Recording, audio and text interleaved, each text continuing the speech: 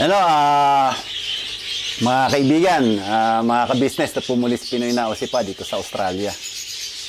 Nakakatuwa. At may mga nagtatanong sa atin. Siguro ito yung mga bata na talagang nahihilig sa ibon. Siguro nakapanood nila, maganda yung ibon. Natutuwa ako kasi meron nung nagtatanong sa akin, Pinoy, mahilig ka pala talaga sa ibon. Oo, mahilig talaga ako sa ibon. Bata pa ako. Kasi natatandaan ko, yung tatay ko, nakakita ko na hindi ko pa alam yung baji.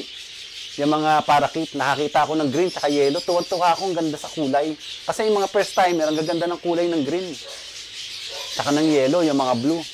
So nadaan ako, sabi ko, anong klase yung ibon yan? Nadaan ako. Sabi niya, ano yan, parakeet. Sabi ko, madali mo bang alagaan yan? Nakakapag ano ba yan? Sabi, oo. So,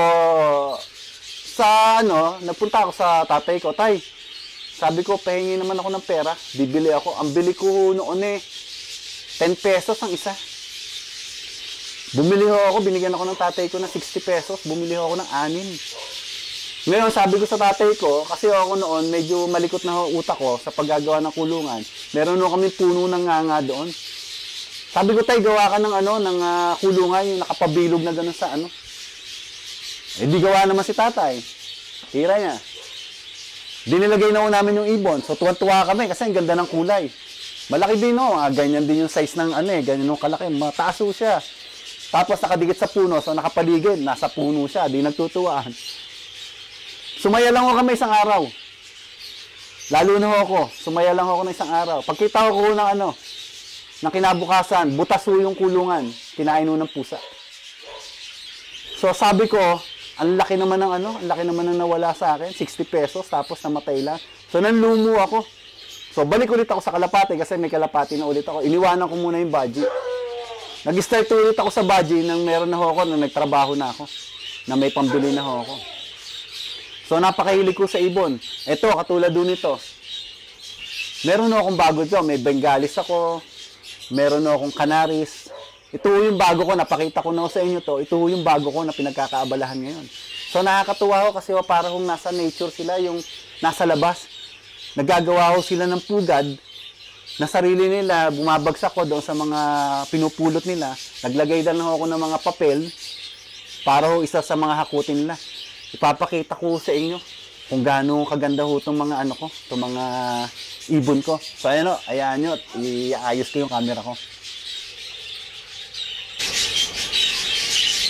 So ayan yung mga ibon ko. Pahapon na ho kasi ngayon lumalamig na ho, kaya nagkakainan na ho yung mga yan sa hapon.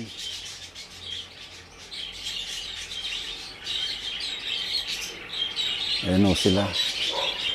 So kung makikita nyo dito sa aking ibon iba-iba ho ang bahay ko. Kasi tinetesting ko kung saan ho sila makakampante o mapapadami ko sila ng mas mabilis. Ayan siya. May mga Bengalis tayo. Ayan siya. Iba-iba ho. Ayun nasa labas ho yung iba.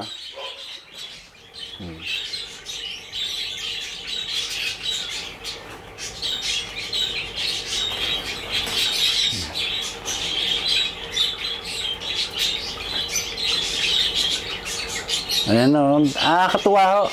Kasi nagagawa sila ng kanya-kanilang pugad Makikita nyo dito sa taas, meron din Ayan siya. Ayan meron ng laman Tapos dito may nagagawa na naman ng pugad Ayan, tapos dito sa labas, kung makikita nyo, may ginawa ho akong bagong pugad. Ayan nagpupugad na ho sila. Ayan wala ho naman season yung mga Bengalis Ang golden ngayon ang niya pag malamig. Ano siya nagagawa ng mga pugad. So dito meron yung kaya ako natutuwa. Yan yung mga ginawa ko, pipe ho yan. Ito naman meron dito sarili niyang pugad Kumbaga siya na yung naggawa ng nest niya. Hakot sila ng hakot. Nakakatuwa Tuwa ko silang tingnan, yung kumbaga nakita mo na yung ibon, malaya sila na gumagawa ng sarili nila, hindi mo yung nilagyan ng puga, nilagyan mo ng hakot, sila na mismo. Ngayon o, yung ibang Bengalis ko, nasa labas. Mahilig ho sila maligo, kaya palagi ho may tubig. Kailangan ho kaya palagi may maganda tubig nyo.